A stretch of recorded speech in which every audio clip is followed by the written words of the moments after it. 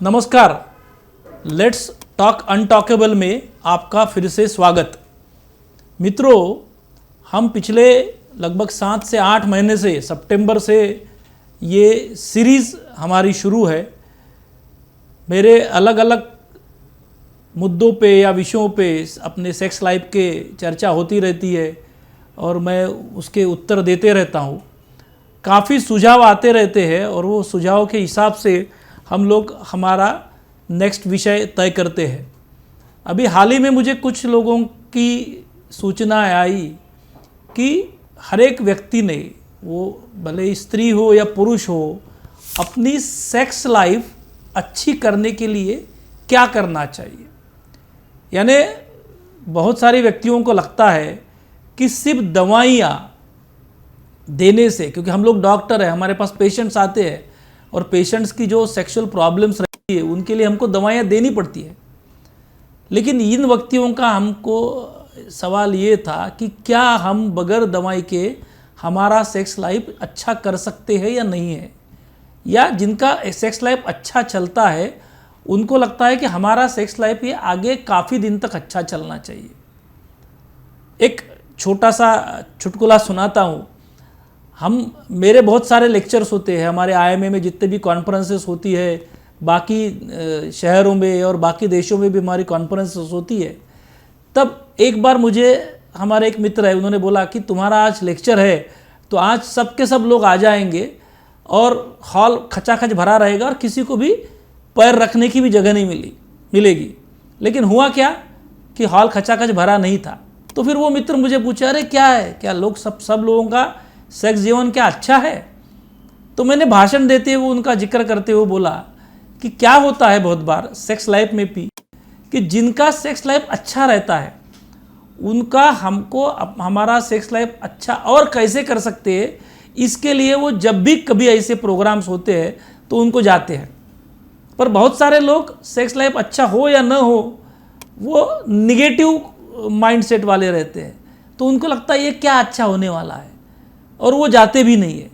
तो जिनका ये विषय भी हमारा है कि जिनको अपने आप में इम्प्रूवमेंट करना है, जिनको खुद में सुधार करना है, उनके लिए अपने प्रोग्राम्स हमेशा फ़ायदेमंद रहेंगे।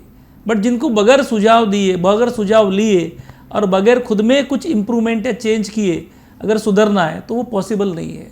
फिर ऐसे लोगों में हमें दवाइयों की ज़्यादा ज़रूरत पड़ती है। काउंसलिंग में भी आता है हमारे यहाँ कि लोग बोलते डॉक्टर साहब ऐसा नहीं है, कुछ करने को मत बताइए, हमको कुछ तो भी दवाई लिख दीजिए, यानी हम ठीक हो जाएंगे। बट दवाइयों का हम हमेशा बोलते हैं कि दवाइयाँ ये एक शॉर्ट टर्म मेजर है। 2 दिन दवाई देंगे, 10 दिन दवाई देंगे, 2 महीने देंगे, 10 महीने देंगे, साल भर देंगे। हम देखते हैं जैसे डायबिटीज़, बीपी, हार्ट डिसीजेस, बहुत सारी थायराइड, ऐसी बहुत सारी बीमारियां हैं जिनके लिए ज़िंदगी भर दवाइयाँ चलती है या काफ़ी अरसों तक चलती है, सालों साल चलती है। तो मरीज उसमें परेशान हो जाते हैं। उनको कभी कभी लगता है कि क्या मैं बगैर दवाई के ठीक नहीं हो सकता। बट ये तो बीमारियां हैं। सेक्स प्रॉब्लम्स के बारे में हम बोलते हैं कि सेक्स प्रॉब्लम्स यानी बीमारियां नहीं हैं। एक तो ये कुछ बीमारियों के वजह से सेक्स प्रॉब्लम्स होते हैं, जैसे हमने पिछले कई दिनों में कई बार देखा है, diabetes, BP, heart diseases, cancer, thyroid, कई किस्म की बीमारियां हैं। मोटापा भी आजकल एक बीमारी है। ये बीमारियों के कारण भी सेक्स प्रॉब्लम्स आते हैं। और इसलिए आपने देखा कि हम सेक्सुअल डिसीजेस नहीं बोलते, हम जब भी बोलते हैं हम बोलते हैं सेक्सुअल डिसफंक्शन, यानी जो स्त्री या पुरुष का सेक्स का फंक्शन है उसमें बाधा आती है, उसमें अवरोध पैदा हो जाता है और उसको हम बोलते हैं डिसफंक्शन, यानी फंक्शन बराबर नहीं है। और फंक्शन बराबर नहीं है, इसके कारण बहुत बार मानसिक भी होते हैं, शारीरिक भी होते हैं, एक दूसरे के रिलेशंस अच्छे नहीं होने के कारण भी होते हैं। और इसीलिए अगर शारीरिक कारण हो तो उसको दवाई देने की ज़रूरत है, बट शारीरिक कारण नहीं है तो क्या करना चाहिए। पर आज का मुद्दा मेरा वो भी नहीं है। आज का मुद्दा उन प्रश्नों का उत्तर है कि हमारा सेक्स लाइफ बगैर दवाइयों के अच्छा कैसे हो सकता है या नहीं है। तो इनको सबको, ये सब क्वेश्चंस को मेरा 100% आंसर है कि यस, बगैर दवाई के भी आपके सेक्स रिलेशंस अच्छे हो सकते हैं। बट सेक्स रिलेशन अच्छे होने के लिए क्या होना चाहिए? अ साउंड सेक्सुअल रिलेशनशिप और साउंड सेक्स और फिट सेक्स यानी क्या? तो सेक्स के लिए क्या क्या जरूरी है? सबसे पहले अपनी खुद की बॉडी, मेरा खुद का शरीर वो फिट रहना चाहिए। So fit body is important. दूसरा है मेरे पार्टनर का भी शरीर, मैं स्त्री हो या पुरुष हो, मेरा जो पार्टनर है अपोजिट सेक्स वाला, क्योंकि हम ज़्यादातर जो भी चर्चा करते हैं हेट्रोसेक्सुअल रिलेशनशिप की ही करते हैं, तो इसलिए हमको जानना है कि मैं अगर मर्द हूँ तो मेरी पत्नी का फिटनेस कैसा है, शारीरिक फिटनेस कैसा है। मैं अगर स्त्री हूँ तो मेरे पति का शारीरिक फिटनेस कैसा है। इसके ऊपर भी यानी दोनों के शरीर फिट होना चाहिए। उसके अलावा दोनों का मानसिक संतुलन भी फिट होना चाहिए। Fit body and fit mind, और इसमें दोनों का आवश्यक है, किसी एक का आवश्यक नहीं है, क्योंकि ये एक रिलेशन है। हम क्या बोलते हैं कि how to improve my sex means how to improve my sexual relationship. तो सेक्स ये कहीं कोई परफॉर्मेंस है, कोई एक्ट है, कोई फंक्शन है, ऐसा लेके नहीं चलना है। हमको सेक्स एक रिलेशन है, ऐसा लेके चलना है। तो सबसे पहले अगर मुझे मेरा सेक्सुअल लाइफ अच्छा आनंदी करना है तो मेरा रिलेशनशिप अच्छा रखना है। और हमने देखा कि मैरिज 7 स्टेप्स और 7 habits of happy married life हमने पिछली बार देखे थे। तो वो हैप्पी मैरिड लाइफ बहुत इम्पॉर्टेंट है। और हैप्पी मैरिड लाइफ के लिए एक दूसरे के साथ कम्युनिकेशन, एक दूसरे के स्वभाव मिलना, ये भी ज़रूरी है, क्योंकि माइंड फिटनेस इसके लिए ज़रूरी है। अगर हम हमारे पति पत्नी जो भी हमारा जो जेंडर है उसके हिसाब से उनको समझ लेते हैं, उनकी भावनाएं समझते हैं, उनको क्या अच्छा लगता है क्या अच्छा नहीं लगता है ये समझ लेते हैं, तो हमारा सेक्स लाइफ अच्छे होने के लिए अग्रेसर हो सकता है। ये नहीं किसी मैं मुझे ही समझ लूँ, मैं मेरे पार्टनर को भी समझना चाहिए। तो एक दूसरे को समझना ये एक हमारे संबंधों की नींव है, it's a basis of relationship, और ये बहुत आवश्यक है। दूसरा है बॉडी को फिटनेस रखना। अब हमारे यहाँ बहुत सारे लोग आते हैं, उनको डायबिटीज़ है, बीपी है, हार्ट डिसीज़ है, थायराइड है, मोटापा है, अनेक प्रकार की बीमारियाँ होती है। ये तो भाई बहुत कॉमन जो बीमारियाँ वो बताता हूँ, हमको बाकी भी बीमारियाँ देखनी पड़ती है उनकी। किसी को स्टमक की बीमारियाँ होती है, किसी को उनके डाइजेशंस प्रॉब्लम्स रहते हैं। तो क्या होता है कि कोई भी व्यक्ति को अगर खुद के शरीर में कोई बीमारी हो, कोई दर्द हो, कोई समस्या हो, तो उनका मानसिक जो अवस्था होती है वो संतुलित नहीं रहती है। मानसिक अवस्था थोड़ी बिगड़ जाती है, बार बार पेन हो रहा है, बार बार कुछ और प्रॉब्लम्स हो रहे हैं, तो हमारा ध्यान दूसरी तरफ आकर्षित होता है या हमारा ध्यान बढ़ जाता है। और अगर बॉडी स्वस्थ नहीं है, मैं खुद स्वस्थ नहीं हूँ, मेरा शरीर स्वस्थ नहीं है, तो मेरी सेक्स की इच्छाएं भी कम हो जाएगी। तो इसलिए फिट बॉडी, क्योंकि माइंड कितना भी फिट रहे लेकिन अगर बॉडी फिट नहीं है तो सेक्स लाइफ अच्छी तरह से एंजॉय नहीं कर सकते। और इसीलिए बहुत सारी चीज़ें सब ये बहुत ज़्यादा मात्रा में सबको मालूम है, पर फिर भी मैं उसको फिर से आज दोहराना चाहूँगा। तो फिट बॉडी के लिए सबसे ज़रूरी क्या है? आहार विहार आचार विचार, ये जो बोलते हैं हम लोग, ये सबसे इम्पॉर्टेंट है। हमारा आहार कैसा है? अब आहार हमेशा संतुलित रहना चाहिए। डाइट, बैलेंस डाइट बोलते हैं ना हम लोग।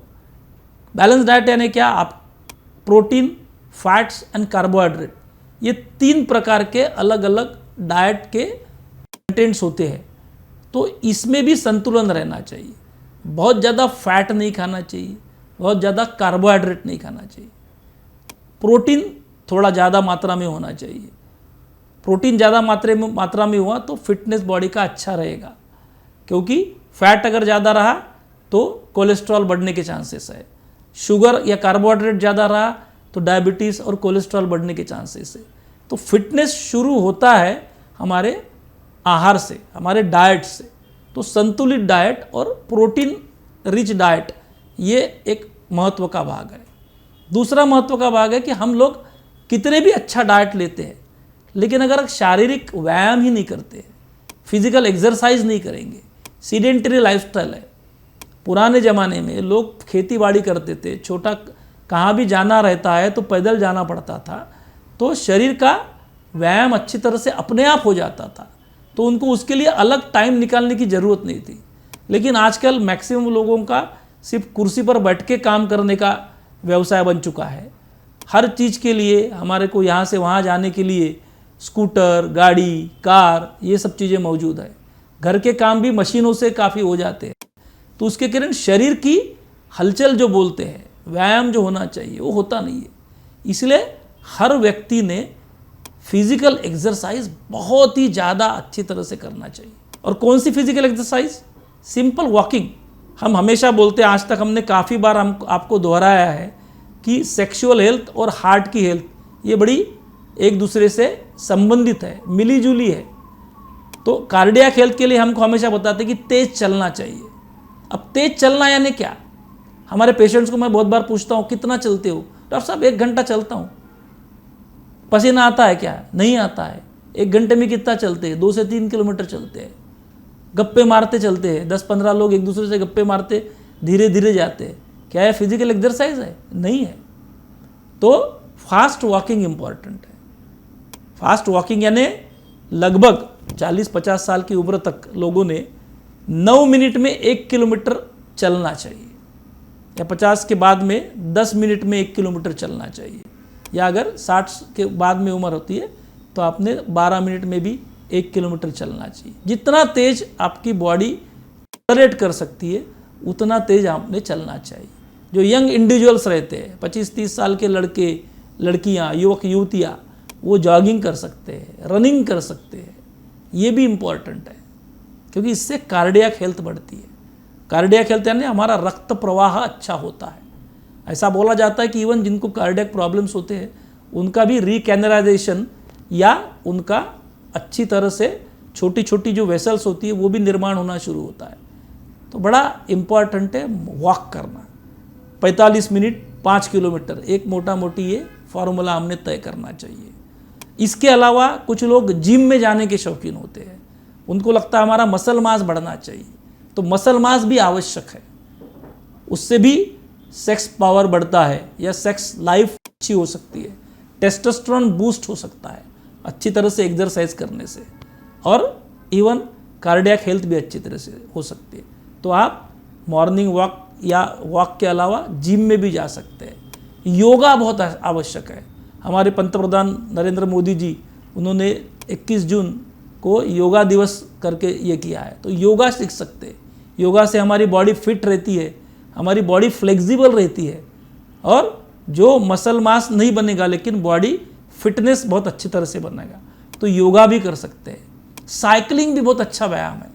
ऐसा बोला जाता है कि साइकिलिंग से बहुत ज़्यादा चलने से, बहुत ज़्यादा तेज दौड़ने से घुटनों में प्रेशर आता है। बट साइकिलिंग और दूसरा और एक अच्छा जो एक्सरसाइज है वो है स्विमिंग। साइकिलिंग और स्विमिंग के कारण हमारे नीज जो है, घुटनों पे ज़्यादा जोर नहीं आएगा, तो नी स्पेयरिंग एक्सरसाइजेस है वो भी अच्छी है। इन सब चीज़ों से आपका फिटनेस बढ़ता है। तो balance diet and fitness exercises ये बहुत इम्पॉर्टेंट है, क्योंकि इससे ही हमारा सेक्स लाइफ अच्छा हो सकता है।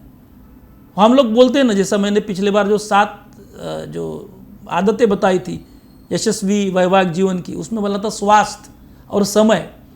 तो दोनों पति पत्नी एक दूसरे के साथ में जिम में जा सकते हैं, दोनों सवेरे वॉक को जा सकते हैं, शाम को वॉक जा सकते हैं, योगा क्लासेस लगा सकते हैं। तो हेल्दी लाइफस्टाइल हो जाएगी आपकी। आप एक दूसरे के साथ समय भी बिता रहे हैं, हेल्दी लाइफस्टाइल भी जी रहे हैं।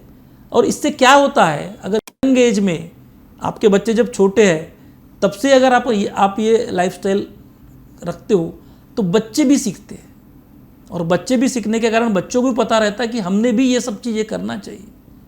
मेरे एक डॉक्टर अंकल है, वो बोलते कि गेम्स खेलना चाहिए, बैडमिंटन, टेनिस, क्रिकेट से ज़्यादा फायदा नहीं होता है, बट बैडमिंटन, टेनिस, ये इससे हमारी रनिंग, जॉगिंग सब हो जाता है। और गेम पार्टिसिपेशंस गेम्स में करने के कारण स्पोर्ट्समैन स्पिरिट भी बढ़ती है, खिलाड़ू वृत्ति जिसको बोलते हैं, हंसी मजाक, यश अपयश पचाने की ताकत, ये सब आता है। तो स्पोर्ट्स में भी एंगेज रहना चाहिए।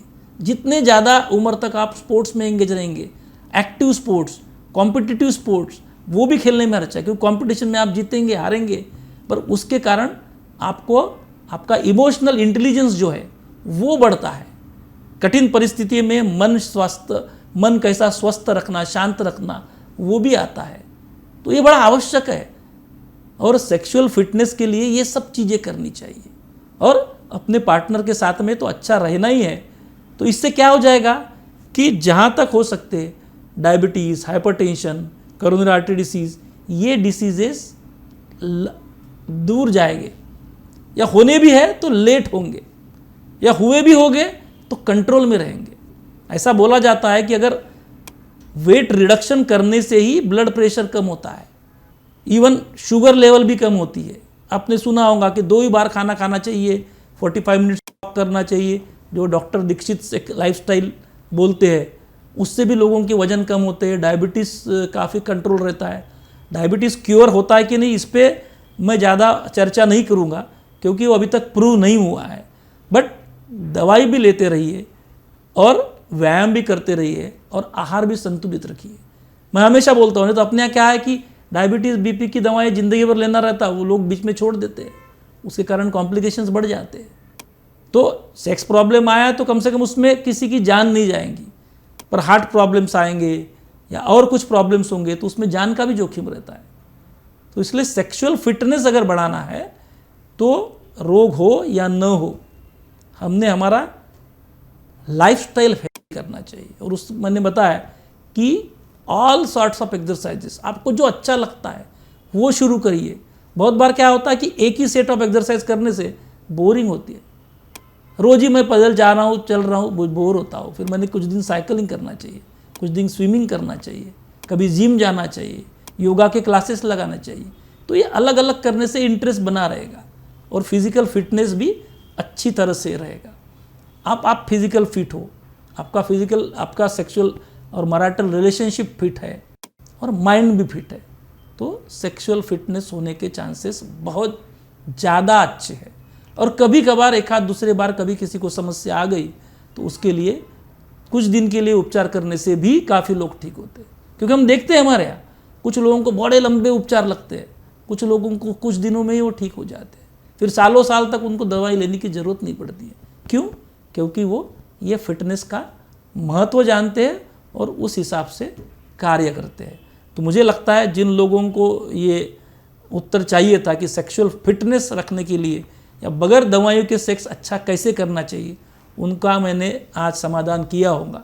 इसके अलावा भी और एक चीज़ है जो मैं आज समय के अभाव से नहीं कह पाऊँगा, लेकिन नेक्स्ट एपिसोड में हम उसका जिक्र करेंगे कि बहुत सारी सेक्स की भ्रांतियाँ भी होती है, बहुत सारे सेक्सुअल मिसकंसेप्ट्स होते हैं जो हमारे दिमाग में रहने के कारण भी हमको सेक्सुअल प्रॉब्लम्स आते हैं।